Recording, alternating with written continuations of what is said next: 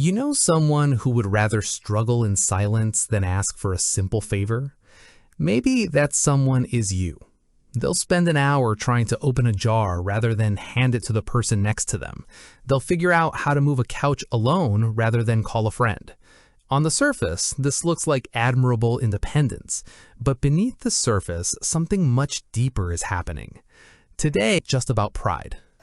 First, there is something called hyper-independence. Let me be clear, this is not the same as healthy self-reliance. Healthy self-reliance means you can do things alone, but you also know when to reach out. Hyper-independence is a survival strategy. People who never asked for help learned early that asking led to disappointment. Maybe their parents made them feel like a burden. Maybe a friend let them down at a critical moment. So their brain rewired itself to believe one thing above all else: I can only trust myself. The result is someone who will spend 3 hours figuring something out alone rather than ask for 2 minutes of someone else's time. Second, these individuals are terrified of being a burden. This is actually the most common reason of all. In their mind, every request feels like an inconvenience. They think things like, they're busy with their own life, or my problem isn't that important, or the classic, if I ask for help now, I'll owe them later. What they don't realize is that most people actually feel good when asked for help. Being asked makes people feel needed, trusted, and capable. But the person who never asks for help cannot see this. Their brain filters out those possibilities and only sees the risk of rejection. Third, and this is where things get deeper, many people who cannot ask for help were parentified as children. This connects directly to children who grew up too fast, a pattern we have explored before. Parentification happens when a child has to take care of their parents instead of the other way around. A 7-year-old who has to manage a parent's emotions learns one lesson very early: I am the helper, not the helpee. That child grows into an adult who feels deeply uncomfortable on the receiving end of any kind of support, even when they are surrounded by people who would gladly help them. That old programming kicks in.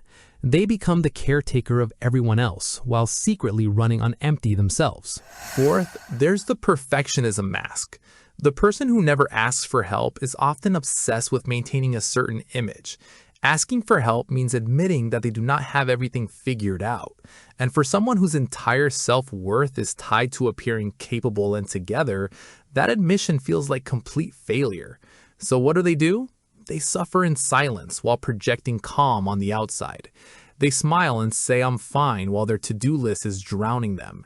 They show up for everyone else, but slowly crumble behind closed doors. Sound exhausting? That is because it is. Perfectionism is not a virtue when it is built on a fear of being seen as weak.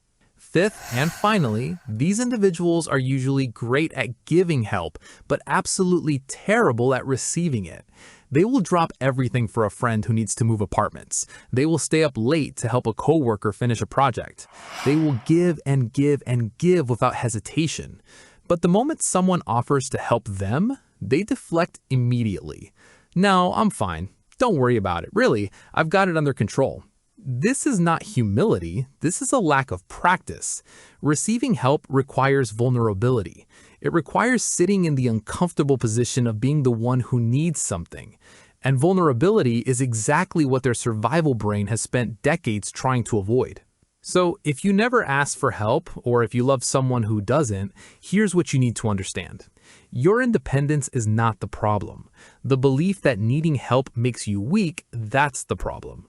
Start small. Ask someone for something tiny today. Ask for the time. Ask for a pen. Ask someone to hold the door. You might be surprised how good it feels to be on the receiving end for once. And if someone in your life never asks for help, do not wait for them to reach out. Offer something specific instead of a vague, let me know if you need anything.